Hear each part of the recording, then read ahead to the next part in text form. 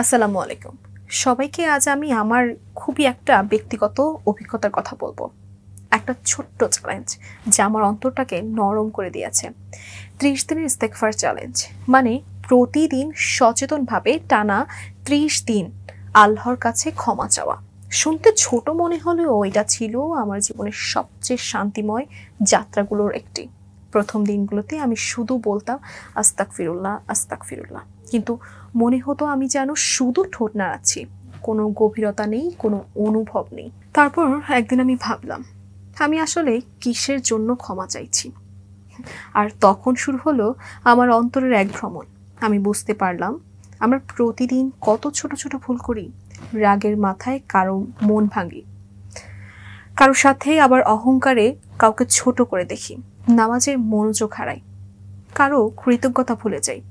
ইস্তেগফার মানে শুধু ক্ষমা চাওয়া না, এটা মানেই নিজের ভুলগুলোকে একবার দেখে নেয়া। ৩০ দিনের এই চ্যালেঞ্জে আমি বুঝতে পেরেছি ইস্তেগফার শুধু একটা শব্দ না, এটা একটা অবস্থা, এক ধরনের আত্মিক পরিশুদ্ধি।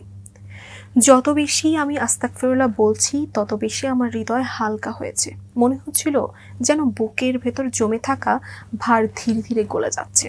রাসূল সাল্লাল্লাহু আলাইহি সাল্লাম বলেছেন, যে ব্যক্তি নিয়মিত ইস্তেগফার করে আল্লাহ তার জন্য প্রতিটি দুঃখ থেকে মুক্তির রাস্তা করে দেন, প্রতিটি সংকট থেকে বের হওয়ার পথ দেখান, আর এমন জায়গা থেকে রিজিক দেন যা সে কখনো কল্পনাই করতে পারে না। আমি প্রতিদিন দিন শেষে বলতাম, হে আল্লাহ, আজকে আমি হয়তো অনেক ভুল করেছি, কিন্তু আমি ফিরে আসতে চাই আপনার কাছে।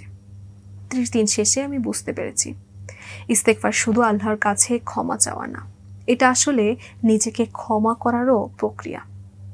অনেক সময় আমরা নিজেদের ভুল নিয়ে বাঁচি, ভুল সিদ্ধান্ত, ভুল সম্পর্ক, ভুল আচরণ।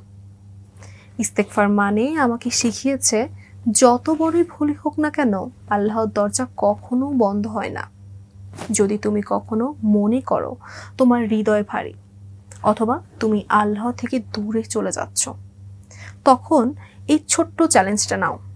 ৩০ দিন প্রতিদিন অন্তত ১০০ বার ইস্তেগফার করো, যা শুধু মুখে নয় বরং মনের ভিতরে রেখে যে আমি আল্লাহর দিকে ফিরছি।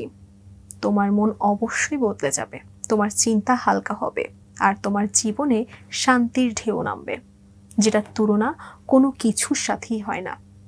যদি এই গল্পটা তোমার হৃদয় এতটুকু ছুঁয়ে থাকে, দয়া করে কমেন্ট বক্সে একবার লিখবে আস্তাগফিরুল্লাহ, আর বলো তোমার জন্য ইস্তেগফার মানে কি। দেখা হবে পরের ভিডিওতে ইনশাল্লাহ।